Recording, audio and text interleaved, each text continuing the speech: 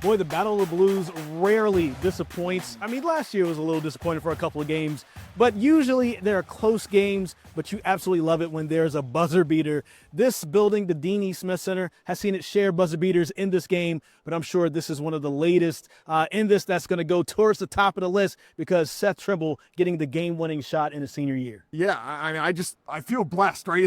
People say they feel hashtag blessed. I mean, to be able to witness this kind of thing in person, right, Chris, we've been covering these teams 5 years for me, 6 years for you. You know, I was at the one where, you know, Coach K, when he got knocked off, and Cameron, I was at the Final Four as well. But this one, to me, I had not seen one with an ending quite like this. Yeah. I mean, obviously, there's the Caleb Love shot, and you go back through the history of the rivalry, you know, the Austin Rivers shot here, and now Seth Trimble shot enters that conversation, and that's what makes this stuff, you can't script it, you know? This is the guy who stays in the NIL era, and it's something that may, in a lot of ways, never quite happen again. A guy who stays for 4 years, a guy of Seth Trimble's caliber to hit the shot in a game that was supposed to be about the true freshman, Caleb Wilson versus Cameron Boozer. In a lot of ways it was until the final seconds. Yeah, before we get into what actually happened in the game, I will say that another part that kind of maybe rivals this game was the month before I came to WRAL. I was in Winston-Salem, and I was at the game here where Trey Jones, it's Trey Jones. I get him in his couple Jones, yeah. It's Tyus and Trey. Trey Jones gets the last-second free throw, and then, of course, he misses the free throw to go off the edge, and then Wendell Moore puts it back in to give Duke the win in overtime, and they were down most of that game to come back and stun Carolina in overtime, which was a very interesting ending there. These two endings for those two games we just mentioned for last night, and then also for the Trey Jones one, two of the best endings ever for this.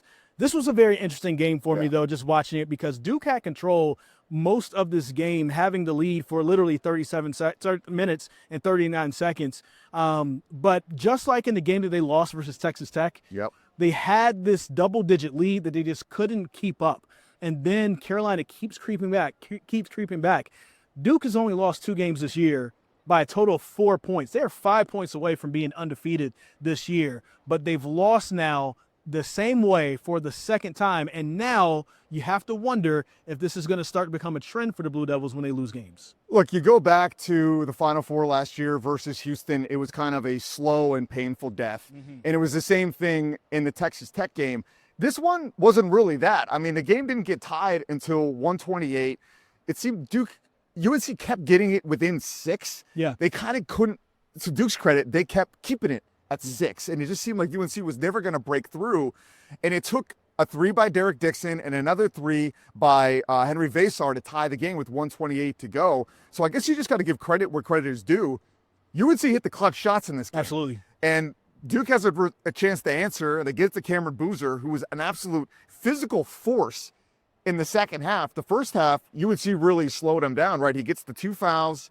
He's not very aggressive offensively, and it's Caleb Wilson who's stealing the show and looking like the guy that should maybe drafted ahead of Cameron Boozer in the lottery. But Boozer was excellent in the second half. He misses that shot, and UNC didn't even draw it up for Trimble, right? Like, that's what they said after the game. Yeah. And great improvisation from the rookie, Derek Dixon. I was talking to his dad in the stands before the game, and I was like, hey, you know, since your son's been in the starting lineup, things are looking good. He hits the clutch shot at Kentucky. He's a big shot player. And what do you know? He hits a big 3, makes the big pass to Seth Trimble. I did think it was interesting, though, with the changes that Carolina made in the second half, because if Caleb Wilson didn't score the way he did, honestly, it was Caleb Wilson's 19 in the first half and Seth Trimble's 6 in the first half.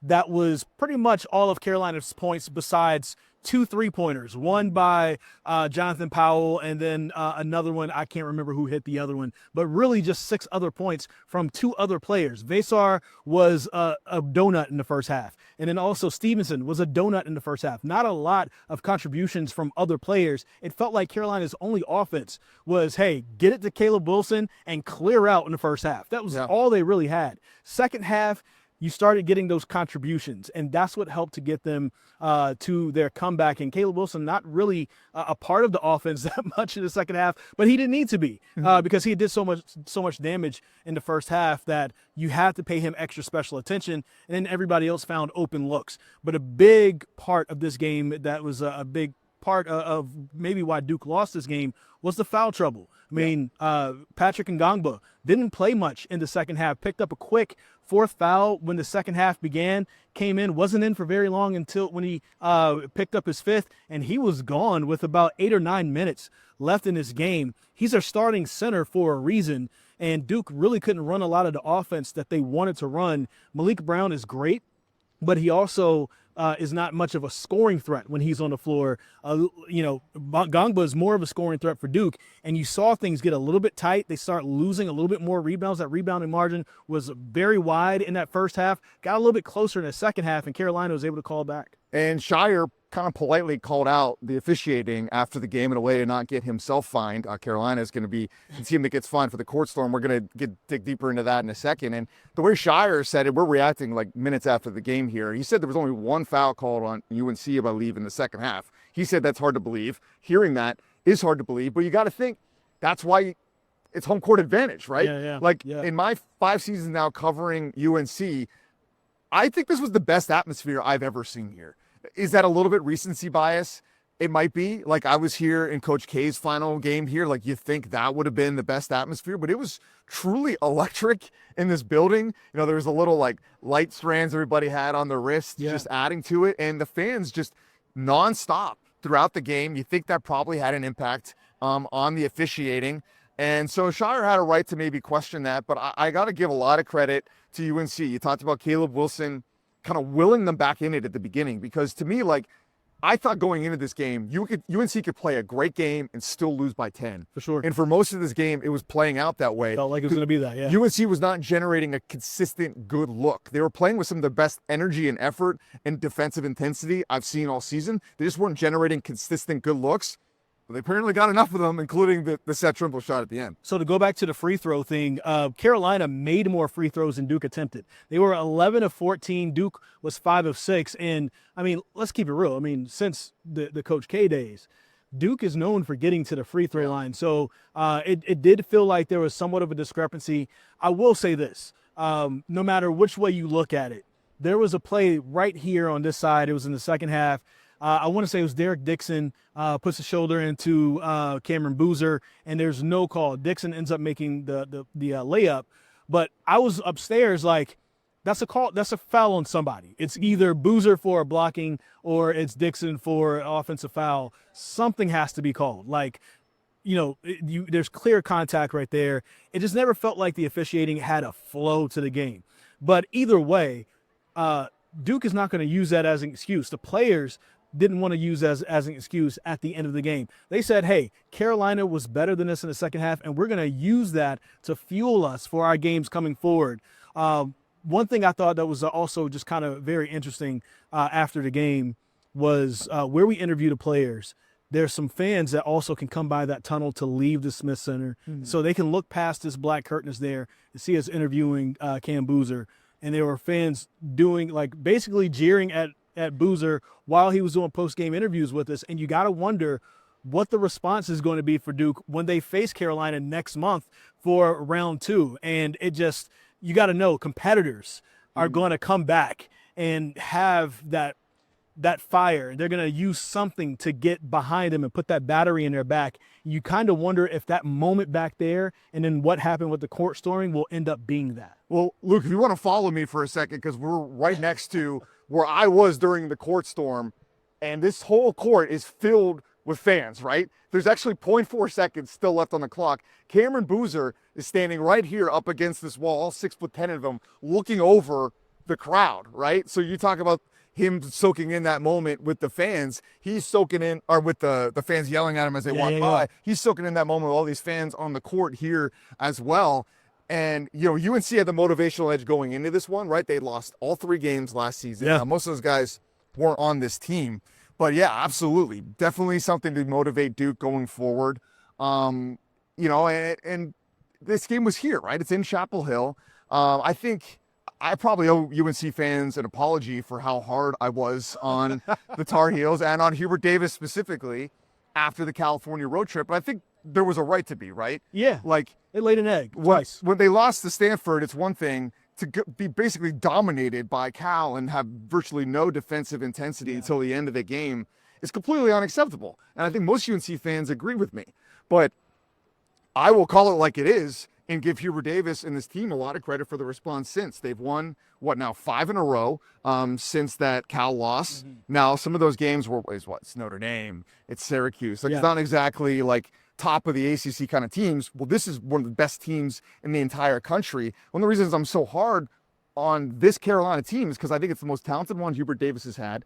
You have a true freshman in Caleb Wilson that might go down as the best freshman in UNC history. This is a Final Four caliber level team, and Hubert Davis was not getting the most out of them, but he has broken through.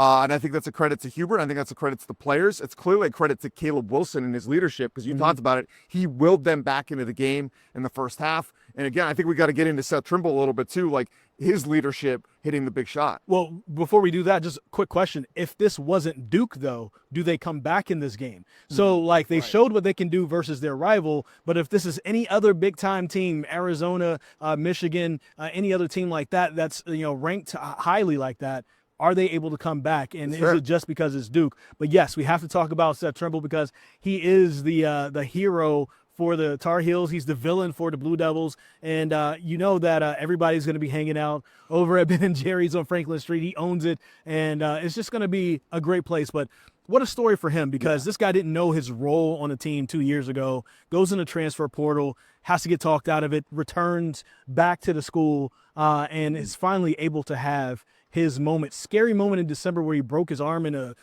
weird Ripperm accident, accident there. But he's able to return, able to get his footing under him, and able to hit one of the biggest shots in the history of this historic rivalry. I mean, great story for somebody like him who decided to stay. Right, because so many of the great moments in this rivalry's history are with the guys that stayed. Yes. And that just may never really happen again. Like, the story of this game was supposed to be the true freshman. Last year, it's Cooper Flagg, understandably. And it's just hard to imagine a guy staying. But I guess that's what, the name on the front of the jersey still matters. The tradition still matters. Like, we're talking about renovating the Smith Center or starting a new one. The UNC has this incredible tradition that is still worth something. As much as so many guys want to go to the highest bidder, like, I do talk to parents on this roster that have told me, one parent in specific told me when they were talking with GM Jim Tanner in their negotiation, money didn't even come up for them. It was truly just about the school. And I know, talking with the Trimbles, how important, this is much more about money to them. Obviously, he owns the Ben & Jerry's. He's money savvy, but he understands the big picture. He understands the names that are up in these rafters and how important that is to him. Sure. He's a kid that does a ton for the community here in Chapel Hill. Like, yeah, he owns a business, but he's also in the hospitals. He's a guy that stays and signs every autograph. For sure. He answers all the tough questions with the media now for years. And think about how hard it was for him to be a leader when he breaks his forearm in this freak accident. That was a moment that, they could have taken down a different road if they wanted to. They certainly took the high road with how they handled it with this school. And for him to get rewarded is just really special and something you can't make up. I mean, he should never have to buy a drink on Franklin Street ever again for the rest of his life. I mean, that moment is going to get played so much when you look at the history and the recaps of what this rivalry is. You're going to put in that moment along with Austin Rivers, along with Trey Jones and Wendell Moore, along with the big, I guess, Jeff Capel moments and the big Tyler Hansbrough moments that we've seen in the past. Seth Trimble is now, his name is going to be up there. He may not have the best stats or be one of the best all-time Carolina players, but he's going to be an all-time hero for this school and for the fans of this school, just because of what happened here on the court in that corner over there. Seth Trimble putting his name forever in history. Last thing I think we got to touch on is the court storming. Yeah. And maybe for some people, it'll probably be the first thing that's talked about because it's the clickbait, right? It's like the debate.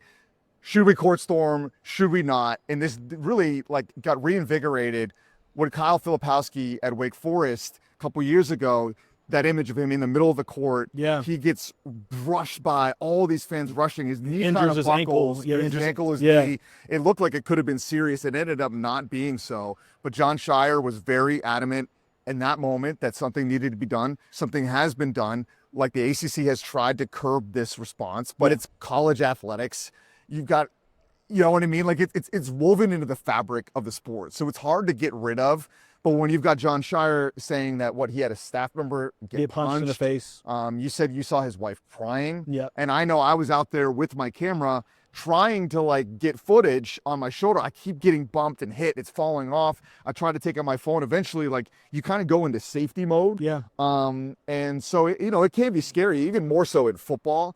And so that's unfortunate that like this great ending and this great moment and this great visual then gets marred like this. I don't really know like what the right answer is because they're trying their best. This is probably another discussion for another day, but college basketball doesn't know what it wants to be right now. It's technically a professional sport. You don't really see the Cavs storm the court if they beat the Lakers on the last second shot, right? But it's still college, and you want to keep what's sacred to college here. But also, we know that sometimes people can take it too far, especially in a rivalry like this. I mean, if we don't have other things, I don't mean to like compare this to big tragedies, but we do have tragedies that have happened where folks have just walked into movie theaters or whatever and just start shooting simply because they don't like somebody's personal or political preference, right? Those things happen. And when it's a rivalry like this, there's real hate. I would say there's folks on both sides that probably hate the other team more than they like their actual teams. So you don't know what could happen to those players. So, and even here, if you like, we showed the setups before.